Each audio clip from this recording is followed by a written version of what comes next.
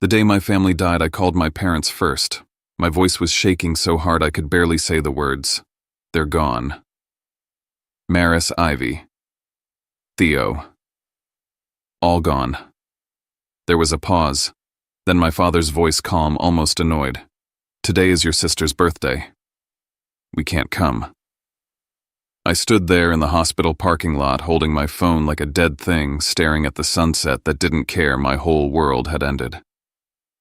While they cut the cake, I buried my wife and kids alone. 6 months later, the same people who didn't show up to say goodbye showed up on my doorstep because of one headline with my name in it. And when they read what I had done, panic swept through their perfect little lives. Before I share my story, I'd love to know you are here with me and listening to me. Comment hi below or tell me where you're from. I love hearing how far my story reach. Sometimes knowing someone is there makes all the difference. Thank you. And now, let me tell you everything. If stories like this touch your heart, please subscribe to our channel. It helps more people find the courage to speak their truth.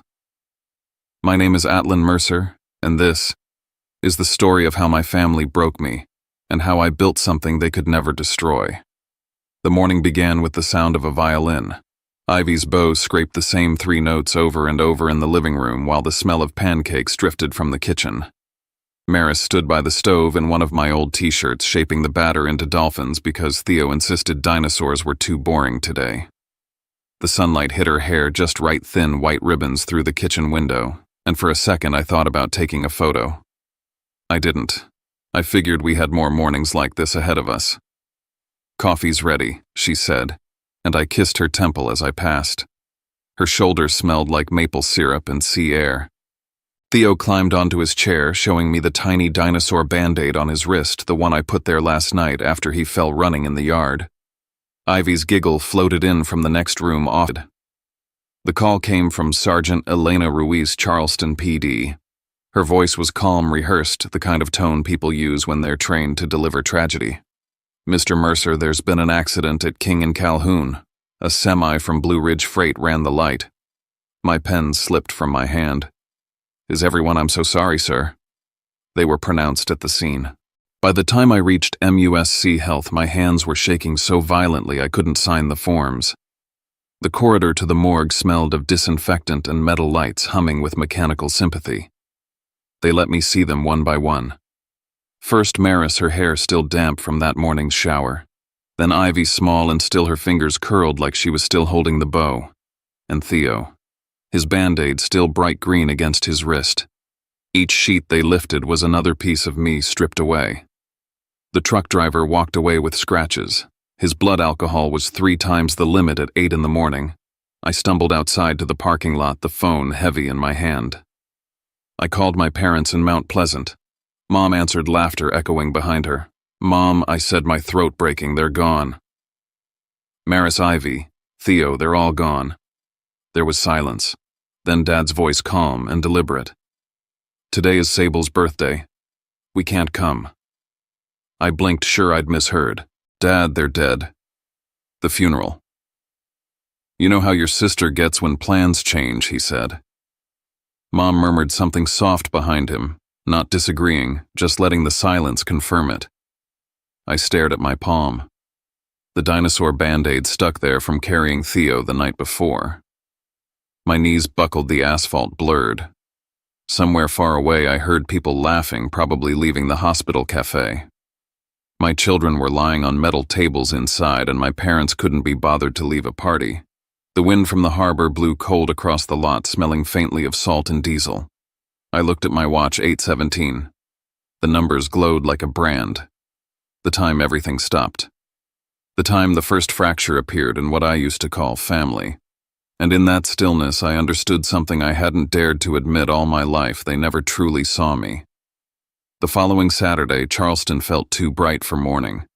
The Cathedral of St.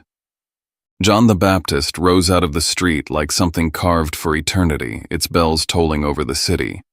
I arrived early, carrying the weight of 3 funerals that should never have shared the same day. Inside, the air was cool and sharp with incense. 3 caskets waited at the front. Maris's of dark walnut, polished and simple, the kind she would have chosen. Ivy's had tiny musical notes hand-painted along the side. Theo's was smaller, painted with green dinosaurs by the funeral director's daughter after she heard his story. I touched each one, tracing their edges until my fingers trembled. Maris's parents had flown from Boise, limping but determined, their hands gripping mine like lifelines. Her father's voice cracked when he whispered, "You're not alone, son." But when I looked over the pews, one side was packed, friends, colleagues, neighbors, and the other side stood silent and empty. The 3 front-row seats on the left had name cards taped neatly, reserved for Graham Mercer, Celeste Mercer, Sable Mercer Riggs. I checked my watch again. Noon. The bells began to ring. The seats stayed empty. As the priest began the service, my mind wandered back through years of small surrenders I used to call love. The scholarship I gave up so Sable could spend a gap year in Europe finding herself. The 3 months of unpaid leave I took to care for Mom after her hip surgery while Sable was too busy. The way she announced her first pregnancy during my wedding toast, soaking up all the attention while Maris smiled politely. Every family dinner, every holiday somehow revolved around Sable's latest drama, and I played the role of the reliable son, the one who didn't make trouble, who kept quiet, who never kept score. Good sons don't keep score, Mom always said. I never realized she meant good sons disappear. When the priest's voice rose in prayer, I looked again at the empty chairs. Sunlight poured through the stained glass, spilling color over the wood. I thought of all the times I had mistaken their silence for peace, their distance for dignity. Now it was just absence, loud and echoing. After the final hymn, I stayed behind as the crowd thinned. The funeral director brought over the guest book, and I signed my name under 100 others. My pen hesitated before the line marked, "Family of the deceased." I wanted to write something else, maybe the truth, but instead I wrote Atlan Mercer and closed the book. I stepped outside, the noon sun blinding. My phone buzzed in my pocket. Reflex made me pull it out. The screen lit with a notification. Sable Mercer Riggs posted a new photo. I shouldn't have opened it, but I did. There she was, standing at the Seabrook Island Club, champagne in hand, surrounded by friends. The caption read, "Best birthday ever. So grateful for everyone who made today special." The timestamp matched the exact minute the church bells had rung for my wife and children. I scrolled further. Another post, her friend tagging the Mercer family celebrating together. Everyone smiling, everyone complete, everyone except me. I froze on the steps of the cathedral. The sound of traffic on Broad Street faded, replaced by the slow echo of the bells still vibrating through the air. 3 caskets behind me, 3 empty seats inside, and one perfect picture of my family pretending nothing had happened. For the first time in 32 years, anger felt cleaner than grief. The kind that doesn't burn, it clarifies. That night back home, I sat at the dining table alone. Ivy's violin rested on the chair beside me, one string snapped. Theo's dinosaurs lined the window ledge like tiny sentries guarding what was left. Outside, Charleston's harbor lights blinked against the dark. I opened my laptop to plan the payments for 3 funerals, 3 headstones, 3 plots of earth. But the only image that stayed in my head was that photo of Sable's party. Their smiles, wide glasses raised high like the world hadn't just swallowed mine whole. And as the clock ticked past midnight, I realized the real funeral that day wasn't for Maris and the kids. It was for the illusion that I still had a family. Rain drifted sideways across the window of the funeral home as I sat across from the director. He slid the folder toward me, pages crisp, numbers neat and merciless. $30,000. 3 caskets, 3 burial plots, the hearse, the flowers, the music. Every line was a small wound. The smallest casket, Theo's, was somehow the most expensive. A handwritten note said, "Custom hand-painted finish." I felt my throat close. He said softly, "We do offer payment plans." Payment plans, I repeated as if I were buying a car, not burying my family. Outside, puddles gathered beneath the streetlight. I told him I'd figure it out. That night I called the insurance company. I expected the usual process forms waiting. Instead, the woman on the line paused and said, "Mr. Mercer, we'd like to schedule an in-person meeting regarding your policy. It's substantial." That word hung in the air like static. Substantial. I hung up without asking how much. When I got home, the house smelled like rain and stale coffee. The breakfast dishes still waited in the sink, pancake syrup crusted along the edge of a plate. Ivy's violin sat open, her last song still on the stand. Maris's coffee mug was beside the machine, a faint lipstick mark still on the rim. The silence pressed down like water. The phone rang. "Mom." I stared at the screen before answering.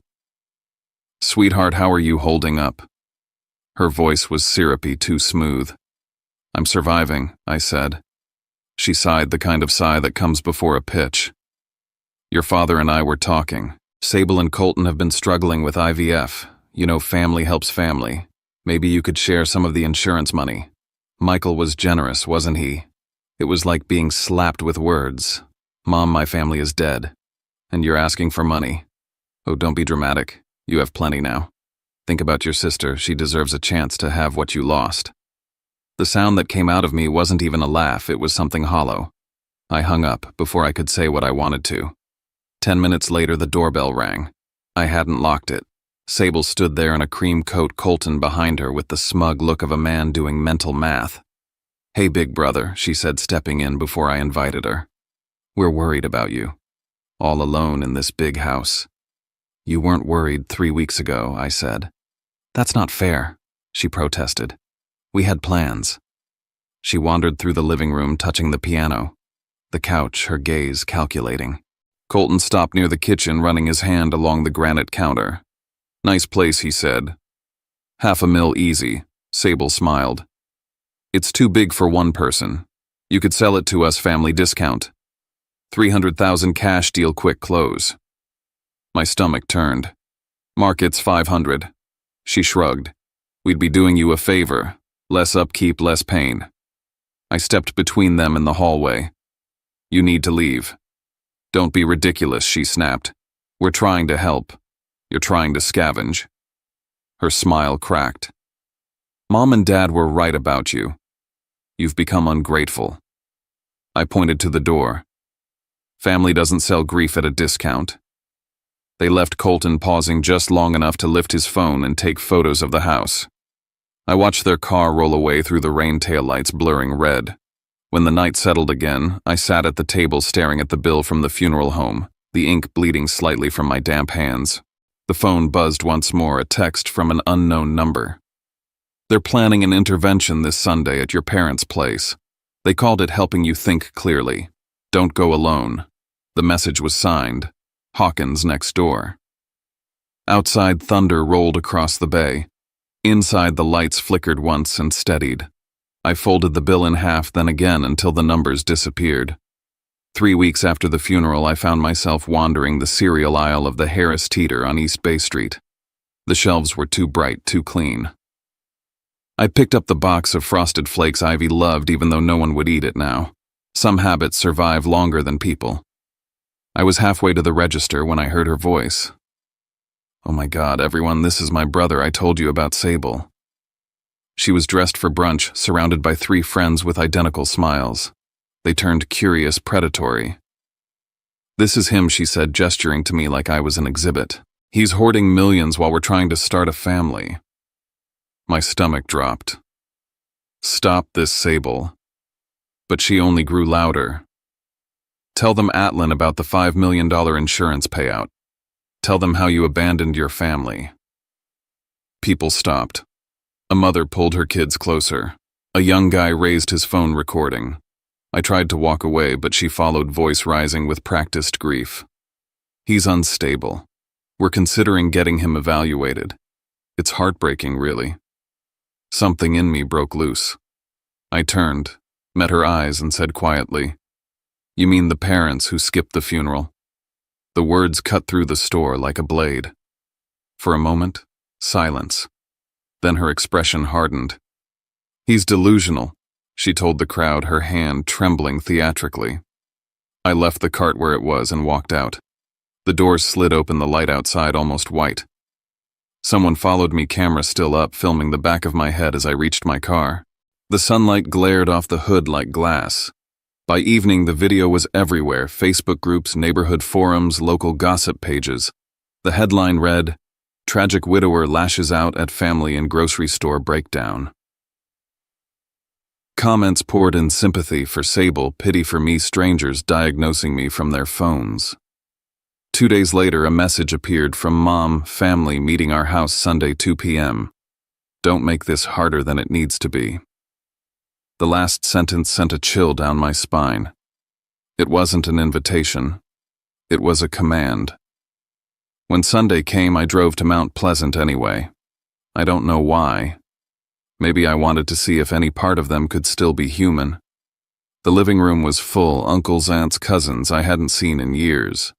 And in the corner, a woman I didn't recognize holding a clipboard. Dad stood up. "This is Dr. Foster. She's here to help us facilitate a conversation." I laughed once sharp. "A therapist?" "Really?" Mom pressed a tissue to her cheek. "We're worried about you, sweetheart. You're not handling your grief well. You're mismanaging things." Dr. Foster cleared her throat.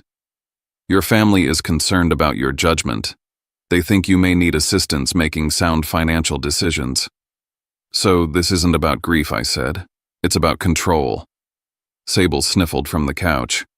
"We just want what's best for you.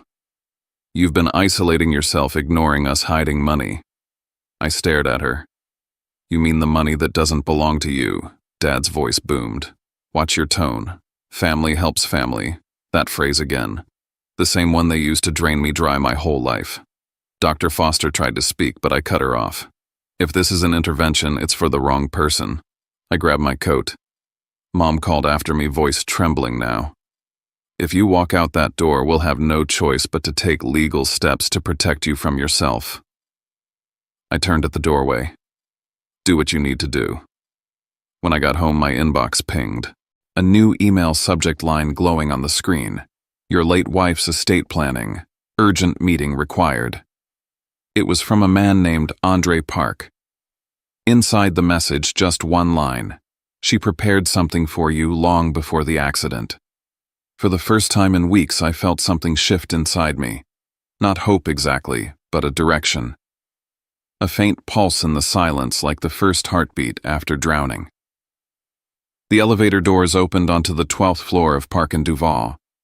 The building smelled faintly of cedar and polish, the kind of quiet that only exists where the law and money meet. Andre Park greeted me in a navy suit, silver glasses, and the kind of calm that makes other people trust him instantly. His handshake was steady, not pitying. "Mr. Mercer," he said, "please have a seat. I've been expecting you." His office was warm, walnut walls, golden light, the opposite of every cold room I'd been in since the hospital. He placed a file on the table and opened it like a door. "Your wife came to see me 8 years ago," he said. "Right after your daughter, Ivy, was born. She wanted to make sure you'd be protected no matter what happened." Inside the folder were 3 documents, each stamped with a different company logo. 3 separate policies, he explained. Total value $5 million. My breath caught. "She did this without telling me she wanted you to live, not worry," he said. He handed me a small silver USB drive. "There's something she left for you." He turned the screen toward me and pressed play. The video opened in the same room we were sitting in, same lamp, same light. Maris sat in front of the camera, wearing a white blouse, her hair pulled back. She looked calm, certain. "If you're watching this," she said, her voice steady but soft, "it means I'm gone. Please know this. I planned this, so you'll never have to beg love from those who never earned it." I felt the chair creak beneath me as the sound of my own breathing filled the room. Andre waited until I could meet his eyes again. "There's also a letter." He slid an envelope across the desk. My name was written in her handwriting, elegant, looping, familiar. I opened. "Failed to stand by you, forfeits every claim. Use what's left to build something that matters. Build a life that honors love, not blood." The ink blurred halfway through because of tears I didn't feel falling. Andre spoke quietly. She designed each policy with protective clauses, ethical provisions that bar any relative who failed to show moral support from claiming funds. If they try, I'm required to release a warning letter and all attached evidence. He paused, letting it sink in. Your wife predicted every move they'd make. I stared at the folder again. How could she know she worked for Sentinel Life as a data consultant years ago? She helped design their layered beneficiary system. That's why these contracts exist. Each one has a record clause. If you're targeted or defamed, the company is obligated to release her recorded testimony publicly. It hit me then she hadn't just left money, she'd left armor. Andre leaned back. There's one more thing. The CEO of Sentinel Life, Naomi Caldwell, requested to meet you in person. She says there's something you should see. 2 days later, I flew to Atlanta. Naomi's office overlooked the city, modern glass and steel sunlight cutting across her desk. She greeted me with a kind of solemn respect. Your wife foresaw what would happen, she said. She was extraordinary. She opened a tablet and pressed play again. Maris appeared, filmed in the same white blouse, same calm tone. If you're seeing this through Naomi, it means everything is settled. Don't waste your life surviving. Build something that outlives both of us. Call it the Beacon Project. Help those who were left standing in the wreckage like you will be. When the video ended, the screen went black except for 3 words: Mercer Beacon Foundation. That night in the hotel room, I sat beside the window, watching the lights of the freeway blur into ribbons. For the first time in months, grief wasn't a void, it was fuel. I used $3 million to establish the foundation dedicated to families shattered by DUI crashes. The remaining $2 million went into a trust to sustain it. By the end of spring, the paperwork was approved. The first grants were ready, and my name appeared on no publicity lists. I didn't want fame. I wanted purpose. But as I signed the final document, I had the uneasy sense that this quiet victory would not stay quiet for long. People always return when they smell redemption and money. 6 months after the funeral, Charleston had learned my name again, but this time for a different reason. The Mercer Beacon Foundation was no longer just an idea. The office sat near the waterfront, sunlight flooding through glass walls. Every morning the phone rang with stories that felt too familiar, mothers, fathers, siblings asking for help after a DUI tore through their lives. I told them we'll cover the funeral costs. You're not alone. We filmed nothing. We posted nothing. But others did. A woman in North Carolina wrote about us online. A stranger paid for my husband's burial. They called themselves the Beacon. Then another story, then a third. By July, donations began pouring in from people I'd never met. We started small, 12 families, then 50, then 200. Ivy's violin program gave scholarships to kids who'd lost parents in accidents. Theo's Dino library traveled between elementary schools, bringing books and laughter where grief had lived too long. Each project felt like stitching light into darkness. One morning, a journalist from the Charleston Ledger called. She'd heard whispers about a widower turning tragedy into hope. A week later, the headline spread across the paper. Low Country Widower Turns, $5 into Hope. My photo ran beside the title, me standing with families at a memorial event. I didn't even know it had been taken. I turned off my phone that day. I didn't want congratulations. When I finally turned it back on that night, the screen filled with notifications, 80 messages, dozens of missed calls, 47 from Dad, 12 from Mom, 83 from Sable. They started sweet, so proud of you. Then shifted, we should talk about the foundation. Then curdled, you're mismanaging family resources. Finally, we have rights too. 2 days later, they appeared at my front door with cheap flowers and baseball caps that read, Mercer Beacon Family. The neighbors stared. Look who's finally doing something meaningful. Sable chirped, handing me the bouquet as if nothing had happened. You need to leave, I said. Mom frowned. Don't be cold, Atlin. We're family. Dad's tone hardened. You built this with family money. That means family oversight. Before I could respond, Mrs. Hawkins, my elderly neighbor, came out with her dog. He told you to leave, she said. Don't make me call the police. Mom gasped. We're trying to help him. He's not well. Minutes later, police lights flashed across the street. The same Sergeant Elena Ruiz stepped out of the cruiser. She looked from them to me and shook her head. Mr. Mercer is fine, she said flatly. If you don't leave now, I'll file a trespassing report. They retreated, murmuring about betrayal and shame, their caps drooping with rain. The next morning, a certified letter arrived, legal stationery, embossed seal. Notice of intent petition for family oversight of Mercer Beacon Foundation.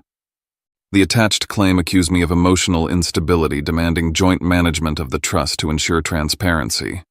I took the letter straight to Andre Park. He read it once, then twice, lips twitching like he already knew the script. She really did plan everything he said.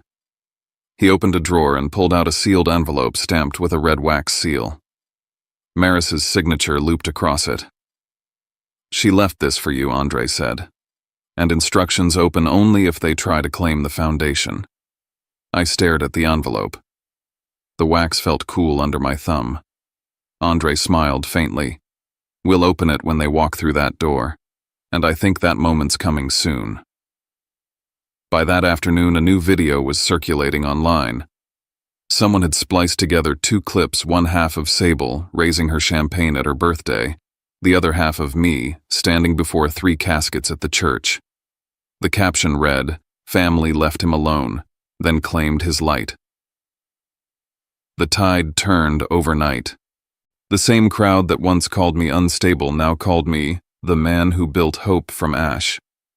But Graham and Celeste weren't done. Pride is harder to bury than guilt. A week later, I received an email signed by my father himself. Let's meet. Face to face. We'll resolve this with dignity. The meeting was set for Thursday afternoon at Park and Duval. When I confirmed the appointment, Andre looked at me carefully. You sure you're ready? I nodded. They think they're coming to claim something that belongs to them. I closed my hand around the sealed envelope. But what they don't know is that the real judge is the woman they spent her whole life underestimating. The wind outside shifted, the first drops of rain tapping against the glass, and I knew whatever was about to happen next would end everything that began at 8:17 that morning in March. The sky over Charleston went slate gray by mid-afternoon wind pushing against the glass like a warning. On the 18th floor, the air tasted like paper and polish. When I walked in, they were already seated, Graham, Celeste, Sable Colton, and their attorney in a pinstripe suit that made him look like a lectern. Andre sat beside me, calm as a tide pool, the sealed envelope on the table, red wax stamped with Maris's looping signature. Per the insurance conditions and will, Andre said evenly, I'm obligated to present certain materials when family members request control over assets or reputation. I didn't speak. The room didn't need my words yet. Andre broke the seal. He unfolded a single sheet written in Maris's hand and read aloud.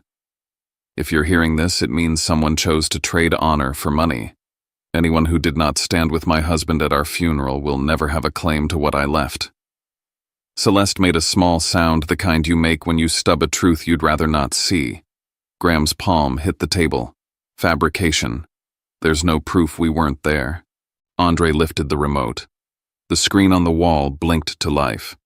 The camera panned the nave of the cathedral, sound of the priest rising like a tide. We gathered to remember Maris Ivy and Theo Mercer. The shot settled on the left aisle, 3 seats in the front row with neat white cards reserved for Graham Mercer, reserved for Celeste Mercer, reserved for Sable Mercer Riggs. Empty, flooded with colored light from the stained glass. That's the truth you can't delete, I said, and my voice surprised me with its steadiness. Sable's breath caught. I couldn't handle it that day, she whispered. I was under so much pressure. Andre pressed play on a second file. Maris again recorded at Sentinel Life, same white blouse, same stillness. If they ever come for what was never theirs, she said, remind them legacy belongs to those who stayed. The sentence landed in the center of the table and sat there like a bright coin. Graham leaned forward. Maris didn't understand the dynamics of this family. Andre opened a thin folder and slid copies across. Loan records $37,000 in transfers from Atlan over 8 years. Emails from Ms. Mercer Riggs requesting funds for travel. Wire confirmations for your anniversary cruise from Atlan's account. This is the dynamic. Their attorney cleared his throat. We're here to discuss transparency in the foundation. A joint board ensures integrity. Andre's eyes didn't flicker. The foundation bylaws exclude anyone who abandoned its founder during his loss from any position permanently. Any attempt to override that clause triggers public release of these materials. Silence has different temperatures. This one was ice. Out the windows, the harbor was the color of old pewter. In the glass, I saw all of us reflected me upright, them folded in on themselves, as if a weight had dropped and no one warned them to bend their knees. A knock sounded at the door. The receptionist stepped in and handed me my phone. "This just came through," she whispered. On the screen, a new edit was spreading across town. Sable, laughing with a champagne flute in hand, split beside the cathedral's 3 empty chairs, and the priest's voice about remembrance. The headline read, "She partied, he buried." By evening, the dominoes fell. Sable's marketing firm issued a statement ending her contract for values violations. Graham was quietly removed from the church board. Celeste's charity circle rescinded her gala invite. Comments turned sharp and then turned away. The same community that once nodded along to their version now stared at the footage and shut their doors. I stood. "Family isn't about who shares your blood," I said, not looking at anyone in particular. "It's about who showed up when the world ended." Andre closed the folder. Meeting adjourned. When I reached the hall, the wind hit the windows again, a low, steady hum. In the glass, I caught one last image, my shadow tall there, small and bent. Then the elevator doors slid shut and the building exhaled behind me. A year later, Charleston smelled like magnolia and wet stone. Morning light draped itself across the markers in Magnolia Cemetery, and the river carried gulls inland one by one like white commas. I walked the path with a paper cup of coffee steam trailing in the cool air. Maris's name, then Ivy's, then Theo's. I read the day's mail to them like I always did notes from families we'd helped, a crayon drawing from a boy who got a violin through Ivy's program, a photo of a book cart painted bright green for Theo's traveling library. Life had not returned to normal. It had found a new shape and learned how to stand. The Mercer Beacon Foundation operated in 12 states now. We'd crossed 2,000 families served, and still the list on my desk never stopped growing. The people who steadied me in the worst year, Maris's mother from Boise, my friend Nate who handled logistics when I forgot to eat, Mrs. Hawkins who told the truth on the sidewalk, now sat on our advisory board. I sold the old house and moved into a small place 2 streets from the cemetery.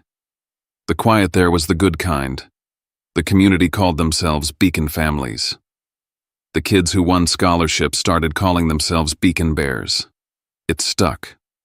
One afternoon, Andre sent over a padded envelope. Inside was a letter on stationery I recognized from Sable's kitchen, the ink smudged in places. "I don't expect forgiveness." She wrote, "I just want you to know I finally understand what I threw away.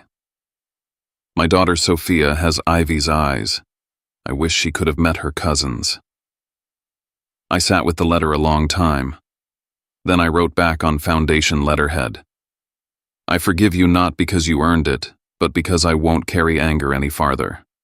Forgiveness isn't return. Love Sophia in the ways you couldn't love Ivy and Theo. That's all that matters now." I slipped a photo into the envelope, our last Christmas together, the 3 of them in soft flannel. On the back I wrote, "For Sophia, so she knows they once existed." Andre mailed it with a note instructing his office not to accept further replies. A week later, I met him at the bank and signed papers establishing a $50,000 college fund in Sophia's name, anonymous, locked until she turned 18 and only for tuition. Andre looked at me as the pen left the page. After everything Maris told me once, I said, "Revenge is temporary. Grace lasts." The foundation's annual gala filled the city auditorium with faces I knew from files in living rooms and gravesides. The governor spoke, but the loudest moments were quiet applause breaking like surf for a mother who stood only because strangers had carried her. When it was my turn, I kept it simple. We don't build beacons out of success, I said into the soft lights. We build them out of pain that refuse to stay silent. On my way out, I paused by the glass doors. Across the street, under a street lamp, I saw Graham and Celeste and Sable. They stood just outside the glow hands, empty. Tickets were pricey, but that wasn't what kept them out. I nodded once to no one and kept walking. The next morning I brought a bound report to the cemetery, the cover stamped 1,000 families helped, last year's tally, a mile marker on a longer road. I told Maris about the new counseling partner in Savannah, the expansion of Ivy's violin to 3 more cities, the way Theo's library had become a bus, painted with bright animals, and kids chased it down like an ice cream truck. Your plan worked perfectly, I said, setting the book on the grass while the wind moved through the live oaks. It sounded like an answer. When I left the river, light caught the windows of our building across the water and turned the beacon logo into a small sun. I thought about blood and presence, about how easy it is to confuse one with the other. Family, I've learned, is not a birthright. It's a practice. When everything broke, they chose a party. When I stood back up, I chose a boundary, and then I chose grace. Some doors stay closed because the house inside is finally safe. Some justice doesn't need a gavel. It needs a light aimed straight at 3 empty chairs. Then you turn and you walk toward the people who